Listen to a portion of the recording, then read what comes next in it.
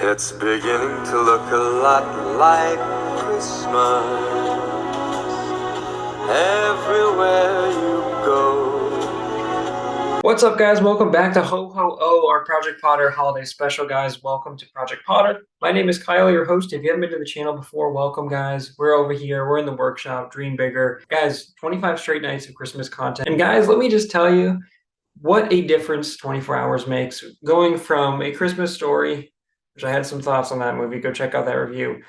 To this movie is like a breath of fresh air. If you haven't seen this before, I do my favorite scenes or thoughts on the movie, my favorite character, least favorite character, score out of 10, and the Ho Ho Oh rankings, of course, which is this compared to everything else and ranking them.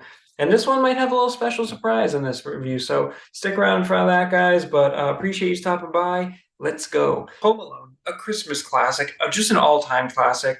Fantastic movie. I'm going to tell you right off the bat, guys, a nice runtime, a very nice runtime. A lot of the issues I've had with all these movies so far is that it's been too long, 20, 25 minutes too long.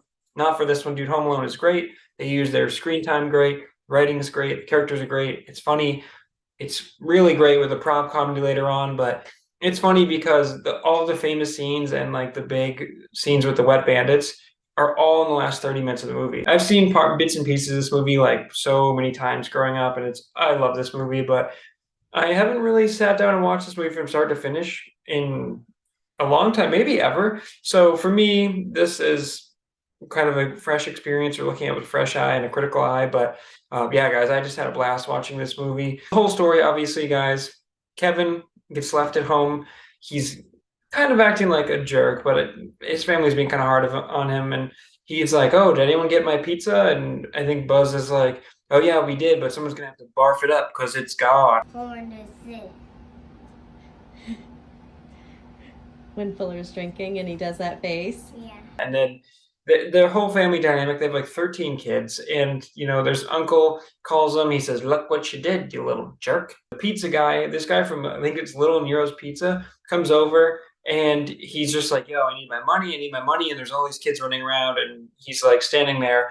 But I will say, guys, the weirdest thing about this movie, Joe Pesci, who is like undercover as the cop, which is absolutely illegal. The movie opens and he's just standing in the house, but it's not like, oh, like he doesn't like knock on the door and say, "Hey, we're trying to make sure everyone's secure. There's been a lot of robberies and stuff." He's like already in the house, just standing there, and then he's just like waiting as like the kids go around, and then like none of the adults are like, "Oh, officer, what do you do? How did you get into our house? What are you doing?" Like, he eventually gets a hold of I think it's the dad, and he's like, "Oh yeah, yeah, whatever."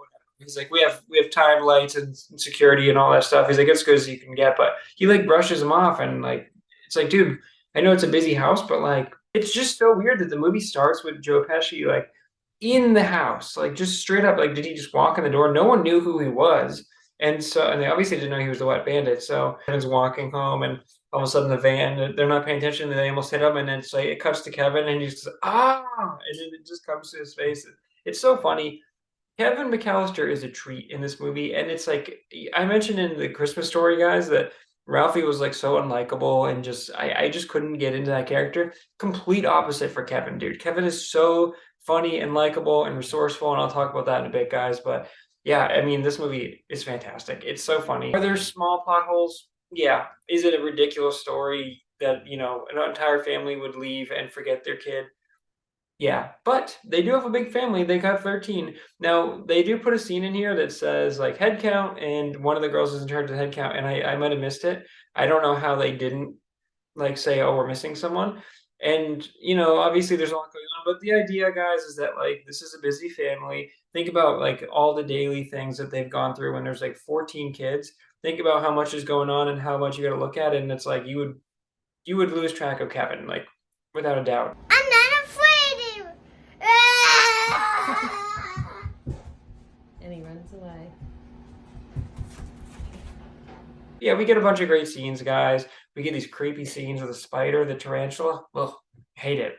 As someone with arachnophobia, and I think most people do have arachnophobia, the worst. And the only scene that like made me cringe in this was when great scene, but when Marv breaks in later on and he throws a spider on him, because Kevin like he like reaches for him and throws the tarantula on him, and then like the tarantula's like upside down and it's kind of like squirming for a bit. I was like, oh, do not like that, dude. And they just put it right on his face, and Marv lets out this great like all-time scream, which is hilarious. And I would have been doing a lot more than that if that thing was on my face. So it's just so big and hairy, and like, ooh, do not like that. Why does it have to be spiders? They leave. We get that great shot where she goes, Kevin. And then she realizes that Kevin's gone because they're like, what, did you forget to close the garage? And he's like, yep, that's what I forgot to do. Forgot to close the garage, which they did forget to do. But then also the cars are like sticking out of the garage, and it's weird. And they oversleep. They sleep past their alarm. They have to get there like, so they're rushing to the airport. So that's kind of the setup, is that like they didn't have time to say, okay, now you come and Kevin. And it's like, okay, they're rushing around. They're like doing everything they can just to get it. They make the flight, but Kevin's not there. So that's the whole kind of premise. And Kevin, of course, right before this, he's like, I wish I didn't have a family. I hate my family. And then his mom is like, oh, you don't mean that. And she's like, well, maybe you should wish your family away. And then he goes, good. And then he wishes them away. And of course, they leave without him. And he's like, I wish my family away. And we get that great montage where he's jumping up and down on the bed, eating popcorn, and he's watching the movie. And he's like, guys, I'm eating junk food and I'm watching rubbish. You better come get me. And he's just living like the dream, basically. And it's great. And then he kind of slowly realizes that he's getting lonely, but he sees the wet bandits out there who just like creepily follow him in their van. And, he starts running. But this is where we see Kevin McAllister be very resourceful. Oh, also, guys, I did mention the scene where he's obviously like, playing music and he's going to shave, and he like kind of wanders around. He goes shopping and stuff, and it's weird because I don't know if I looked away for a second, but I was like, where did you get the money? Did you just find out on the table? Is there spare money? Because I was like, hey, you're not gonna be able to buy anything. And there's the great, scene where he's watching that movie, and he says, I'll give you to the count of 10. And he goes, 1, 2, 10. And he starts lighting them up, and he uses that trick a couple times. And it's funny because he's like watched it and fast forward and rewound it to like certain points. And it's funny because the little Nero pizza guy comes back and he knocks over the statue every time. So he puts it back, and I think their slogan is like 20 minutes or less, or you don't pay. So he's like got to get there soon. That's why he's like whipping up onto the lawn. If I'm this kid, dude, the first time you go there, you're waiting for like 25 minutes, and all these kids are running around, and you're trying to get someone to pay, and you finally get someone, and it's like, oh. And then he comes the second time, and then he's like, oh, bring it around the back door. And then he puts the pizza down. And then Kevin gives him the $12. Keep the change, you filthy animal. And if I'm that kid, I'm like, I'm paid like $7 an hour. I just drove here. I'm like probably a high school kid, like 16 years old. I don't care at all about this job. And it's like, there's 2 times now I've been here and I've been like harassed, basically, where I've gone and I've waited a bunch of time and just dealt with difficult people trying to get the pizza. And obviously you didn't have like pay ahead and stuff like that now. So you like order the pizza and then her handed the cash. And then at the back, he's like, look, I just had a near-death experience at the pizza place. He's like, I am never delivering pizza ever to that house again. Never. So that one kid is probably like, nah, dude, I'm good on that. So I felt for him a little bit there, but obviously, guys, yeah, everything that Kevin sets up, he kind of does a walk around, and then he like is afraid of his neighbor the whole time, and they like, purposely frame him like he, is some kind of super villain. And I think there's like rumors that say like, oh, he killed his whole family or whatever, but it's like, it turns out it's a really sad story about how his son just never talks to him, and he grew up and they got in a fight or something. And there's a really touching scene towards the end where Kevin, talks to him in church, and he says like, he comes over, he says, Merry Christmas. And he's like this really nice old man. And he says, oh, and I was afraid of the furnace downstairs, but then I turned the lights on, I realized it's no big deal. And he's like, what's your point? And he's like, well, you need to call your son. And he's like, well, what if he doesn't talk to me? And he's like, well, at least then. But it's like a really sweet, I'm like running through it, guys, but it's a really sweet moment. And he, basically convinces him to call his son. And then at the very end, we get that payoff where he's like looking out the window and he's like crying and hugging him and like, waving to Kevin. And it's really, really nice. And I love how he just turned out to be like a really nice dude who just like is constantly shoveling and then like cut his hand. So it's like, oh, did you murder his family? It's like, no, dude, he just like cut his hand on something, and then he had to go to the pharmacy to like get bandages or whatever. But yeah, that's all fun. He goes shopping. He, the bags drop out, obviously. And then at the end of the movie, they're like, Kevin went shopping, can't even tie his shoes. Guys, the great stuff is that Kevin goes to church and he kind of like gets a sense of purpose, and he's not afraid of his neighbor anymore. And then he goes, okay, he learns that the bandits are coming back at 9, and he goes, this is my house, I gotta defend it. Just gets everything going. And like, man, this kid is so much more resourceful than even I am now. It's like than most adults, where he goes and he's got blueprints and he like knows the house obviously, but like he utilizes all of the tools in the house. Like he's got the paint buckets that come down, which look pretty full, and dude, that would knock you out. Like that, oh, that would hurt. He sets it up so that, you know, obviously the doorknob is hot, the iron falls on his face. He puts the open nail, which is like so painful, onto that Marv steps on later. He pours water all over the stairs so that freezes over, so it's like impossible to get up. And he, you know, builds the zip line to the tree, and it's just like all these things, man, where it's like this kid is so smart. He puts the cars down in front of the stairs, and he puts the rope down, and then the feathers, and and it's so funny. And then he's got the ornaments that he made right outside the window, so he's like thought about every little opening in the house. Scene where he's like hello, and he shoots with the BB gun, And then there's hello. it's all so good. There's so many great scenes, but like I said, guys, it's all like in rapid succession, last 30 minutes. I love how like the white bandits are going around and they're just like scoping out the neighborhood, and they're like, look, I know all the houses are, you know, timed out. I know when the lights are coming on. And he's like, this is why we hit this block, because like that's the house we want to hit.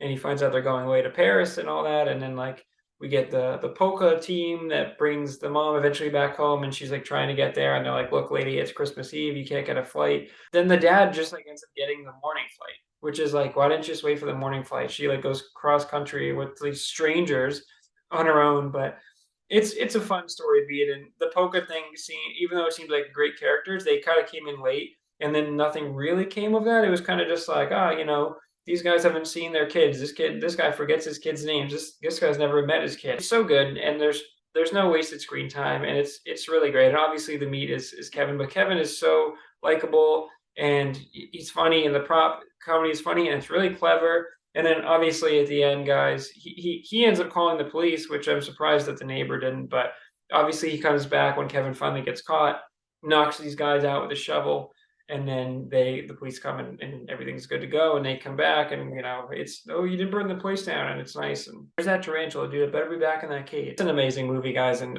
really, really great stuff. Okay, guys, my favorite character for this one, it's Kevin McAllister, dude. Who's your favorite character? Kevin. Kevin. And who else? Fuller. Fuller. He's so good. It's just, this movie works so well because of Kevin McAllister, and he's a really great child actor. And it's like, you know, obviously Macaulay Culkin is like famous for this role and can't grow out of it. So like, it kind of sucks because he's always like Kevin McAllister, but I think he's kind of embraced it, and he's just so good. He doesn't really act like a child actor. He doesn't act like a kid playing dumb. It's like, again, he uses all of his resources. He defends the house with all these intricate schemes, and it's like he really had some creative ways to take down the wet bandits. And it's like these guys are like, oh, it's just a kid, how much trouble can he cause? And then they go through everything, you know, and it's like this kid is making them a living nightmare, and they have like serious burns. Like Joe Pesci gets like half of his, you know, his hat burned and like half of his hair, and that's a hilarious scene where he comes through and he's like, and the flames just going on, and you know, he's got his hand burned, and then like Marv's got an iron on his face, and it's just all good. They've got obviously the paint buckets that hit them, and they stepped on everything. It's great. It's so good. But Kevin McAllister, man, he's the mastermind behind all this, and he's so good. And I really think Macaulay Culkin did an amazing job, because this is a great movie, and he is a great character in it. There is no Home Alone without Kevin McAllister, and that's all I gotta say. Okay, guys, the worst character for this one, I have to say, I guess it's maybe like I don't know, the dad. Who do you not like? Robbers. The robbers. Yeah, they're bad guys, right? Dad is a nice guy, and it's like he's just kind of trying to relax while the mom is like, we gotta get home, and he's like, dude, we'll just take the flight in the morning. And that's what they end up doing. So I guess if I had to pick, it's maybe those two, but I didn't really dislike either of them. I actually really liked both of their characters, so I guess we have kind of no worse characters when they keep doing this, but it's a great movie. Okay, guys, that brings us to the score. This is a 9.9, and the only things holding this back, guys, I'm going to tell you right now, Kevin could have called the police from the beginning and not set any of those traps up, and they would have been there already. And I know maybe he had to stall some time, but then I was thinking about it, and I'm like, actually, he knew they came in the afternoon. We're gonna get a bite to eat, and then we're gonna come back at 9 o'clock. He had like hours and hours. All he had to do was call the cops and be like, "Hi, my house is gonna be robbed at 9 o'clock. Please make sure you're there. I'm home alone. I'm scared." And then they would have sent an officer to go check. I mean, the mom calls and says, like, "Please go send an officer to check on the kid." And they're like, "Oh, okay, whatever. We're not just gonna go check on the kid." But I feel like they still would have sent someone, and it's just weird because like that never happens. And like, usually it's like the cop going and then like someone's tricking them, like, "Oh, no problems here," or whatever. But they just never sent someone. And so it's like the cops do come, but like only after Kevin says, like, "My house is being robbed." And it's like, I don't know, it's weird. I just think Kevin could have called the police way earlier. And so I think he kind of wanted to like set up his traps and defend his house and like kind of prove himself first. But then, like, once things got too crazy, he was going to call the cops. But other than that, just a great movie. And again, it's funny, it's quick. The music is great. The cinematography is great. The characters are amazing. And it's centered around Kevin, but it's so clever. And it's just all the little traps that he sets up. And I love when the bandits come over and he's like, "What happened to you?" And he's like, "I don't know. Why the hell do you look like a chicken?" It's just really funny because they're going around the other ways and they keep slipping down the stairs and stuff and the hat. And it's all great, guys. So yeah, just an amazing movie and something I could watch. One of the best all-time movies, and I think, and I could watch it every single Christmas without a doubt and have a great time with it. Okay, guys, that brings us to the Ho Ho Oh rankings. Guys, this one goes at number one, obviously the highest score so far. It's going to be tough to beat, like I said, at a 9.9. I mean, the only thing that could be is a 10.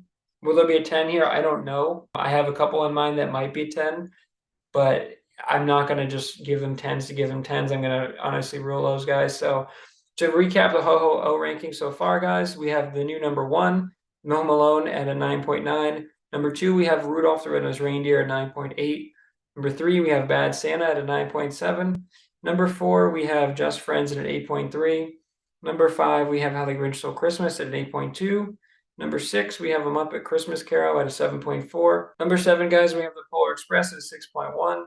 Number eight, we have A Charlie Brown Christmas at a 5.7. Number nine, guys, we have A Christmas Story at a 2.5, and that is how the Ho Ho Oh rankings shape out thus far. Okay, guys, that's another episode of Ho Ho Oh. 9 nights in now, guys. A great way to recover from The Christmas Story, which I just did not like at all. But go check out my thoughts on that because I have some thoughts on that one. Guys, I just want to give a very special shout out to my adorable nephew, Noah. Did a great job, buddy. Love you. Easily the most adorable episode of Ho Ho Oh. Probably the most adorable episode or piece of content created by Project Potter. Easily.